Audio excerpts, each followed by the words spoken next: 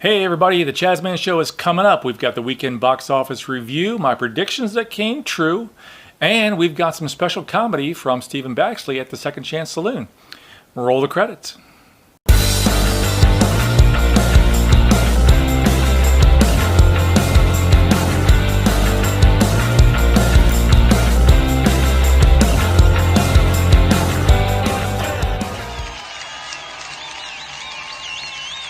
Hey everybody, welcome back to the Chazman Show. This is episode number 16. This is for the week of January 27th. Okay, so my predictions from Friday did come true. Glass did remain number one in the box office this week, and the Upside also stayed in number two position. There was really no rivalry out there or anybody challenging this week. Some of the box office, some of the new movies that came out they barely limped across the finish line. And for example, Glass, starring Samuel L. Jackson, Bruce Willis, and James McAvoy, did $19 million this week in their second week. The Upside in their third week did $12.2 million.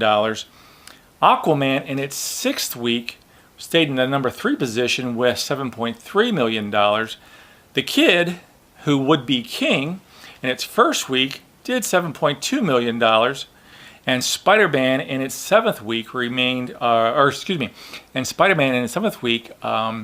fifth place with $6.1 million. Now the big thing is that in its first week, Serenity finished in eighth position with $4.8 million. This is the biggest box office bomb for Matthew McConaughey to date, and it doesn't look like it's going to get any better because the reviews are coming in. It's not good. Okay, so nothing you could do about that. I mean, Matthew McConaughey hit a home run with Interstellar, and he won the Oscar there. Anne Hathaway won her Oscar for Les Miserables. You put these two together in Interstellar, and they were great, but you put them together again in this, it just didn't seem to pan out for them, and that's a sad thing. Now, but other big news is, the Green Book. It actually moved up 150% over the weekend, bringing in $5.4 million. Now, this is a direct result of the SAG Awards. It garnered some honors there, and so basically what that comes down to is now that it's getting some more notoriety, more people are going back to the theaters to see this movie. Okay, for example, Glass has been out there for 2 weeks now. It still remained number one with $19 million, but it fell 52.8%, which is about average on first to second week droppings, or drop-offs, I should say, not droppings, for movies that come out, because generally movies make their bulk of their money the first weekend. But like I said, the Green Book has actually went up 150% in its 11th week, and that's, like I said, direct result of the SAG Awards and so forth. The Academy Awards are just weeks away, and my views on the Black Panther being nominated for Best Picture. Well, it won a SAG Award over the weekend too, so I don't really know what's going on out there, but again, I'll state, it's a good movie. It's a good superhero movie. It's not the best superhero movie of 2018, nor is it the best picture of the year. Not by any stretch of the imagination. Because when I think of good movies, Oscar-winning movies, I think of Schindler's List. I think of Philadelphia. I think of Gladiator. Movies like that. Movies that, I'm not taking anything away from a superhero comic movie. But if a superhero comic movie should happen to actually fall into the Best Picture category, you've got Spider-Man Into the Spider-Verse, which is a better movie, and then you've also got Avengers Infinity War, which is a better movie. I think it's all about the fact that they tried to introduce the Oscars tried to introduce this most popular category. When it was shot down, their knee-jerk reaction was to go ahead and throw it in there for Best Picture consideration. It doesn't work that way. It's somebody up there in the high-ups pulling the strings, and I think it's just it's a sad day when you take the integrity of something like the Oscars, a time-worn tradition, the red carpet, all the accolades, people work their butts off, and for this great honor, and then they just throw something in there just so it would gain notoriety. I don't I don't get it. But then again, I'm not the one that's in control, so I can't make those. All I can do is make my critique. I can't make those judgments or those calls. But anyhow, that being said, another big news: and Aquaman actually moved to 1.09 billion dollars with the weekend's finishings. So now it puts it into the #1 spot in the DC Extended Universe, the DCEU. It now has propelled itself past The Dark Knight Rises and The Dark Knight. The only close contender other than Aquaman was Wonder Woman, which did about $815 million. No, it didn't break the billion-dollar mark. Aquaman is the first one in the most recent couple of years to do that. Justice League didn't do it. Superman didn't do it. Man of Steel didn't do it. But and Suicide Squad certainly didn't do it. But as far as the DCEU, Aquaman is #1 in all the movies, and James Wan is already, from what I understand, he's already working on Aquaman #2. Now that just means he's probably getting ideas, he's making some sketches, he's feeling locations out, trying to get a ballpark of what he wants to do. That's my idea. Now he could have this whole thing, he knew how good his movie was going to be or how well it was going to perform, so maybe he's already written this thing, or he's already got a writer lined up and he's going to do this. I don't know, but the fact is he's in a very enviable position right now. Anyhow, so that is kind of the weekend box office, and my predictions, like I said, did come true, but also my views on the Black Panther movie. Now, my next video I'm probably going to do is going to be the movies that really didn't get as much notoriety or box office as they should have, probably because it's the marketing campaign, or what, circumstances beyond their control. I don't know. But first thing that comes to mind is that movie with Tom Cruise and Emily Blunt, Live, Die, Repeat.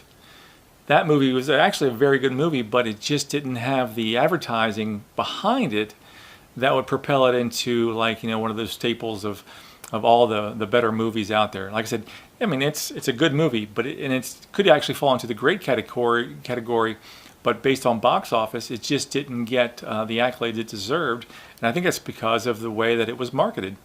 Then you take another movie like Deadpool, which is a good movie, but their marketing campaign was actually very ingenious. Ryan Reynolds, the way he did it with introducing Deadpool as a love story during the Valentine's Day promotions he had, and how he did the testicular cancer campaign. Just basically, this guy was, he went out and he did it, and he moved his movie, and then he made Deadpool 2, and there's going to be a spin-off, the X-Force, and he did the Deadpool, the PG version for the Christmas holidays, which made about $5-6 million. I don't know if it was worth the revenue, but you know what? There's money to be made out there. Anyhow, that all goes into a future video. The movies that really are better than the box office results would show. All right, turning my attention to Netflix, I started watching a movie called Roma, based on, the suggestion of one of the viewers out there who said I should watch this. Now, I just started it. I'm about 25-30 minutes into it. Now, it's all closed caption because it's in Spanish, so I have to do a lot of reading, which is not a problem, but sometimes that does distract me away from the story. So this is one of those I'm going to take a little slower than other movies, because I'm kind of a multitasker. I can be doing a crossword puzzle and watching a movie, and and playing with my dog all at the same time. But this is one of those ones where you got to read and watch at the same time. So it's going to take all my attention. So I'm going to do it a little slower. Okay, now moving right along. I went over to Second Chance Saloon this weekend, and Steven Baxley was there, and I'm going to show his entire video, the entire set that I videoed of his. And maybe I'll do a little editing, and there was some pauses in there, but maybe not. Maybe I'll show you the whole thing. I don't know. But stay tuned. You'll enjoy it. Steven Baxley's a very funny guy. And we will see you again on the next Chazman Show. And as always, guys, please like, please share, and please subscribe to this channel. And we'll see you next time. Bye-bye. What did Socrates say when he saw a chicken cross the road? Why? You need to work on it, Parker. See, he left. He's gone. He's like, fuck, it's gone. He's over there. I have most shit to do. Oh, fucking big job. Second chance hosting. Jesus. It's the most responsible thing you've done since your kidney went into failure. Man, I'm having a good night. Everyone having a good night? All right, yeah. Everyone having a good time? Hey, how's everyone going tonight? How's everyone doing? Good. Hey, how you doing? Good. How's everyone going? Okay. I did that so no other comic has to do that, okay? Just come up here and start your shit, okay? We're all good and fine. Now I get in mine. Anyone else grow up with a schizophrenic parent? Anyone else do that? Yeah? Yeah, that's fun. That's a good time. You know, definitely has its cons, but definitely has its pros. You know, like the first time my dad ever caught porn on the computer, he calls me over. He's like, son, do you recognize any of these websites? And of course, as a good God-fearing family boy does, I denied it and said, no, Pop, I don't know. What is lesbian scissoring? I don't even know what that is. Can't even spell scissors yet. I don't even understand. That was when my dad looked me in the eye and said, you know, I think it's the neighbors hacking into our internet, trying to get viruses on our computers. I was like, you know what, Dad? I think you're right. I think that is, you're so right. I can't think of any other explanation as to what it might be. Thank God those voices in your head tell you some shit that helped me get away with it. Actually, so last year I went through a breakup with a girl I felt was probably mentally unstable. 3 weeks into our relationship, she called me to let me know that she tried to kill herself. Yeah, that's a good first step in the relationship, is suicide attempts. It's like getting a dog, kill yourself right there on responsibility. But when I asked her what happened, she said, I tried swallowing a bottle of Advil. So I spent the next 2 hours trying to figure out how you could kill yourself with a bottle of Advil. And you know what? The results were inconclusive. I couldn't figure it out. But after we broke up, she ended up opening a credit card in my name. Right? Like, birthday blowjobs were ew, but credit fraud with a breakup, perfect response. Like, had no problem with that. So I was pretty pissed. I got the card closed. I got everything fixated. I never talked to her again.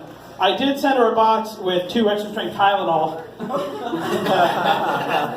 And it was a Nike box, when she opened said, just do it. Like, it was... I saw your face, fuck her. She took my credit. I fuck her. I'm the hero here.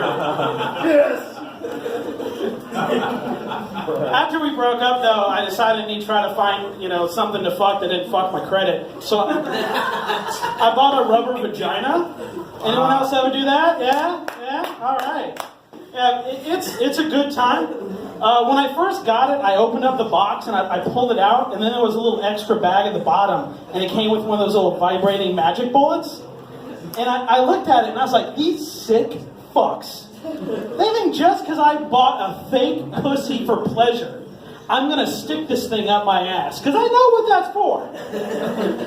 And then a couple days later, I looked at the back of the vagina, and there was a hole that you put the bullet in. Yeah? So I went, and it was way better. It was way better. But I gotta tell you though, I actually found an even better use for the fake vagina than any kind of sexual pleasure. Because at the time, I was living in a house with a couple other guy roommates, and this one kept pissing me off. Because I would come home from work, and I would find him wearing my favorite watch. And I was pissed, right? Because I would look for it in the morning, couldn't find it, go to work, come home, he's sitting on the couch wearing my watch.